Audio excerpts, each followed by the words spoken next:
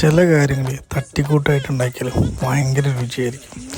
അങ്ങനത്തെ ഒരു സംഭവമാണ് ഞാനിന്ന് ഉണ്ടാക്കിയ ഈ കുക്കർ ബിരിയാണി പല ബിരിയാണികളും നിങ്ങൾ കണ്ടെന്നിരിക്കാം. പക്ഷേ ഇത് വളരെ സിമ്പിളാണ്. ഏകദേശം ഒരു 45 മിനിറ്റ് ഉണ്ടെങ്കിൽ നിങ്ങൾക്ക് സ്വാദിഷ്ടമായ ചിക്കൻ ബിരിയാണി ഉണ്ടാക്കാം. സകലമായ ബിരിയാണിക്ക് വേണ്ട ഇൻഗ്രീഡിയൻസും കൂടി ഒരു കുക്കറിലിടുക, ആവശ്യത്തിന് ഓയിൽ ഒഴിക്കുക, ചിക്കൻ അടക്കിട്ട് ഒരു വിസിൽ അങ്ങോട്ട് അടിക്കുക. ഹൈ ഫ്ലെയിമിൽ കഴുകി വൃത്തിയാക്കി വെച്ചിരിക്കുന്ന നമ്മുടെ അരി, അതിപ്പോൾ ബസ്മതി റൈസ് ആണെങ്കിലും നമ്മുടെ ജീരകശാലാണെങ്കിലും 1 കപ്പിന് 1 കപ്പ് വെള്ളം എന്നുള്ള രീതിയിൽ തന്നെ ഇട്ടുകൊണ്ട് ഒരു വിസിലും കൂടെ ഒരു മീഡിയം ഫ്ലെയിമിലിട്ട് ചെയ്ത് കഴിഞ്ഞാൽ ഈ സാധനം കിട്ടും നമുക്ക് സ്വാദിഷ്ടമായ ചിക്കൻ ബിരിയാണി.